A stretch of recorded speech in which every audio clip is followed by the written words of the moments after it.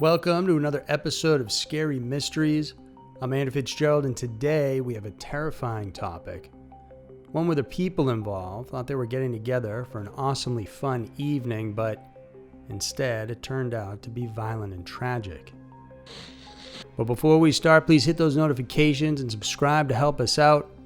We want to bring you guys the best in true crime videos. We're putting out 3 of them each and every week that you're not going to want to miss out on. Now, whether you're young or just young at heart, everyone can agree that parties are great occasions that bring families, friends, and loved ones together under one roof. And unless you're an extreme introvert, it's safe to say that they're a fun time.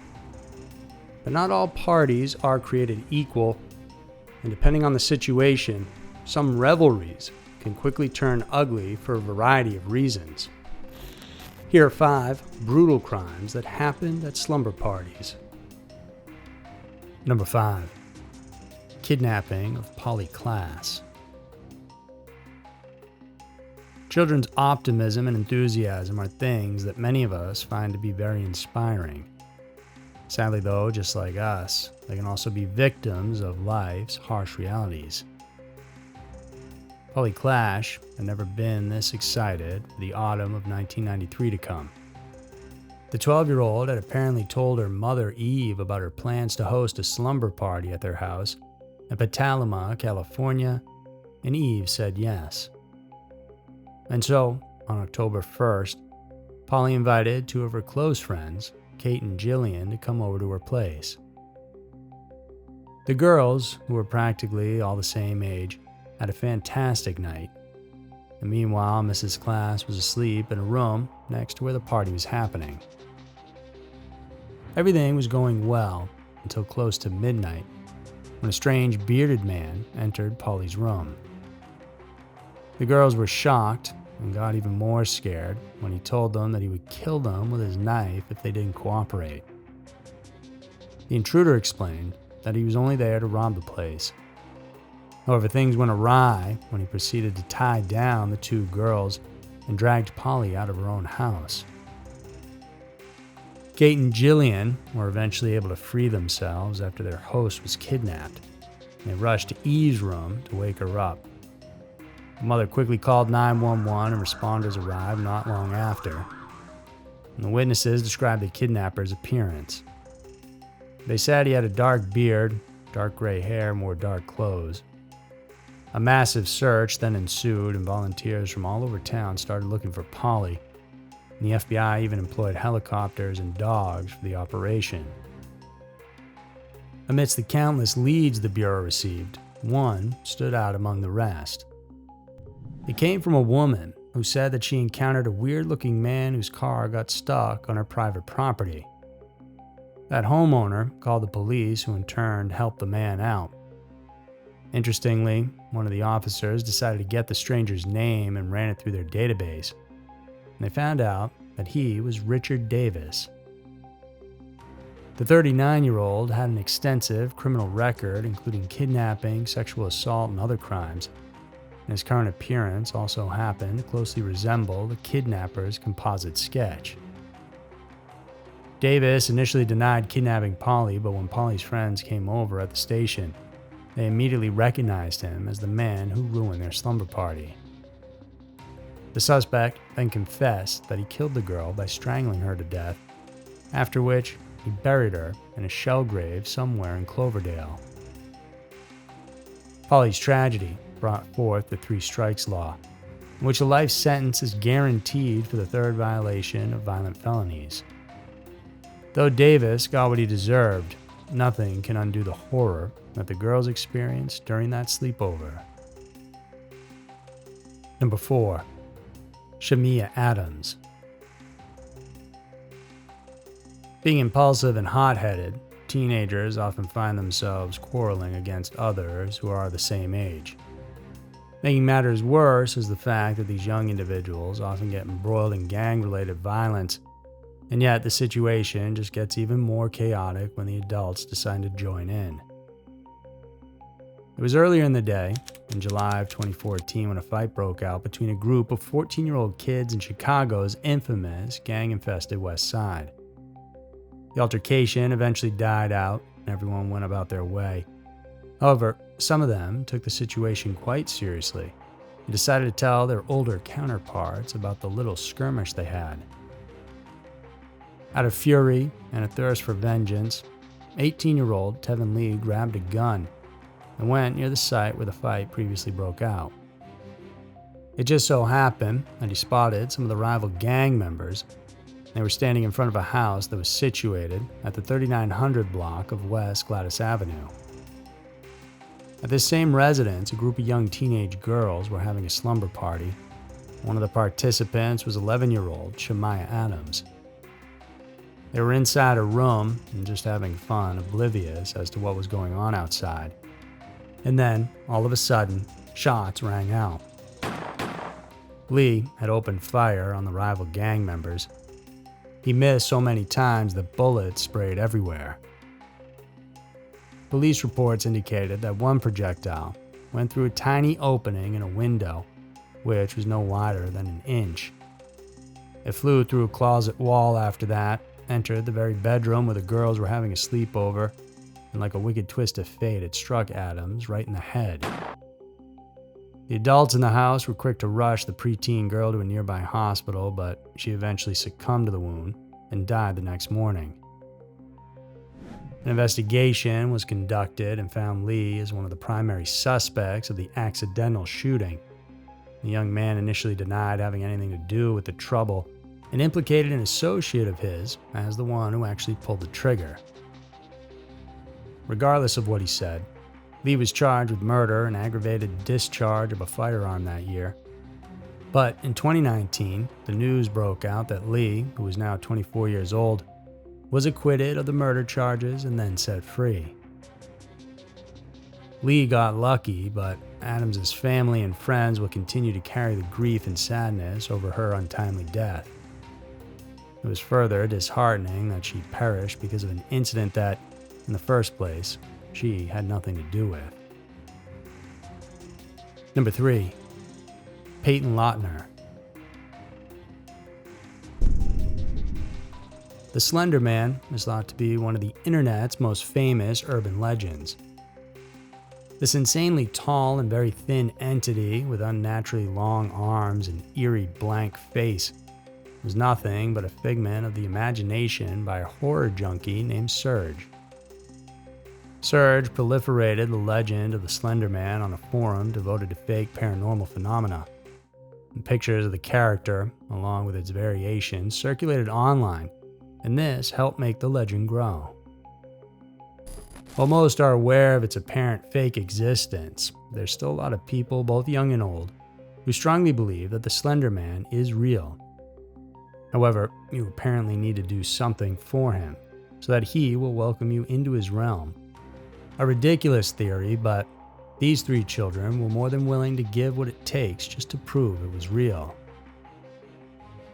On May 31st, 2014, 6th graders, Anissa Weir and Morgan Gazer, invited their schoolmate PAYTON LEUTNER to play with them at David's Park, a wooded area near Waukesha, Wisconsin. They were only supposed to play some games like hide and seek, but Weir and Geyser had another thing in mind. The two had learned somewhere that the Slender Man lived in a mansion hidden somewhere in the woods in northern Wisconsin. For them to find his place, they would first become his proxies, and for that to happen, they needed to sacrifice a human life. And this is exactly what they did. Unaware of their ploy, Leutner was suddenly pinned down to the ground. Geyser took that chance, and using a 5-inch kitchen blade, she stabbed the child 19 times. Weir, all along, was urging her companion to stab their friend again and again. They then told the victim to just lie down and be quiet while they looked for some help, but they left with no intention of ever returning. Leutner wasted no time and tried to crawl her way out of the woods. A cyclist happened to pass by and saw her, and they called 911 for help. The twosome, meanwhile, were apprehended while walking along the highway. Upon inspection, the knife used in the stabbing was found bloody in a bag that one of them was carrying. And officers who stopped the girls noticed that Geyser seemed to lack empathy or guilt over what they had done, while Weir appeared distraught and disturbed for stabbing their friend. LEUTNER was immediately rushed to the hospital, where doctors found her incurring major wounds on her neck, her liver, and stomach. The doctors said that one of the stab wounds was only a hair away from hitting an artery, which would have indeed killed her. The girl survived and went on to live a normal life. The perpetrators, however, were found guilty of attempted murder. Geyser got 40 years to life in a mental institution, while Weir got 25. Just recently, the latter received an order for release after only having served 7 years of the sentence. LEUTNER's suffering serves as a reminder to all of us that sometimes the most hurtful thing we could ever experience is to be betrayed by the people closest to us. Number 2. Lacey Rutherford and Steve Watkins. Anger, while it's a normal emotion, can still be very dangerous. If left unchecked, it can make us do things that we couldn't even perceive of doing ever before. Alfred Rutherford lived with his wife Robin, their daughter Lacey, and 2 grandsons in Hamilton, Ohio. And on June 29, 2014, one of the Lacey sons was hosting a sleepover with his friends at the Rutherford residence. Around 2 a.m. that morning, the mother of 2 and her 55-year-old father got into an argument. Mr. Rutherford accused his daughter that she and her boyfriend Steve Watkins stole one of his guns and sold it for drugs. Watkins, who originally came from Wilmington, Ohio, was there at the time that this incident happened, and what started as a heated verbal exchange quickly escalated into something so horrifying that it changed the lives of everyone inside the house.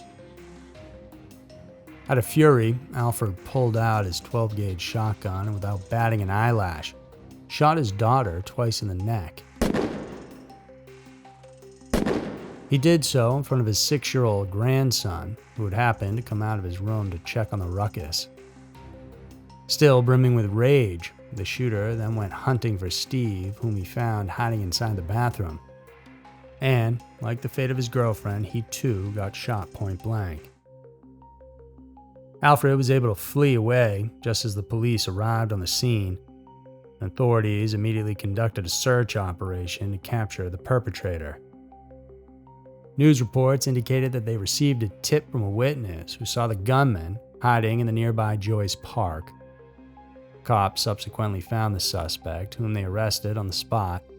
While in custody, Alfred admitted to shooting his daughter and her boyfriend.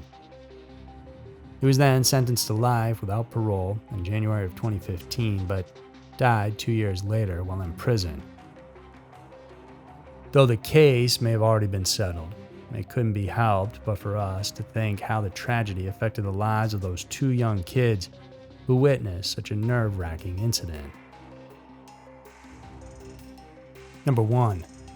Michelle Harper. Slumber parties that turn into carnage are the kind of stories we often just find on TV and in the movies. But this story on our list can serve as proof that reality can sometimes be scarier and more brutal than fiction. On August 22, 1993, Michelle Harper and 3 of her friends went over to the place of a common friend for a sleepover.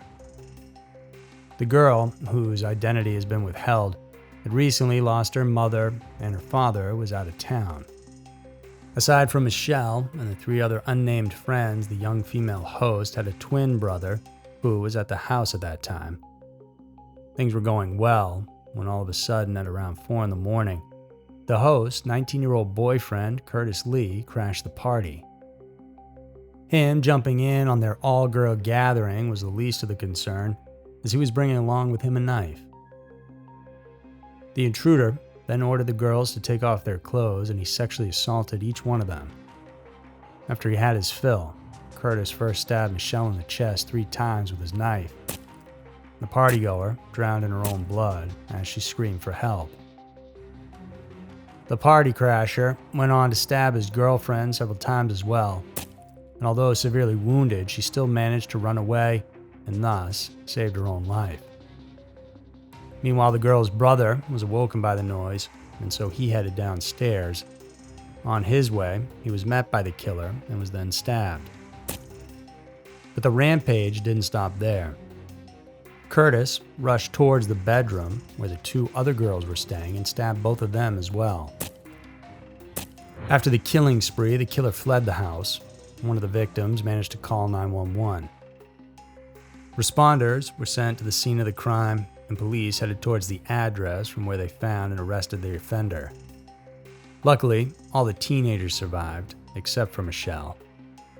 When asked, Curtis said that he only wanted to hurt his girlfriend because he heard that she planned on breaking up with him. The young man was put on trial and died in prison when he was just 40 years old. Meanwhile, the teens who were there on that night of the stabbing will forever bear the wounds of madness caused by a man who couldn't accept rejection. If you enjoyed this, then check out our exclusive video library only on Patreon and get involved over there with helping choose topics or just showing us some support. Thank you guys so much for tuning in, and we'll see you soon.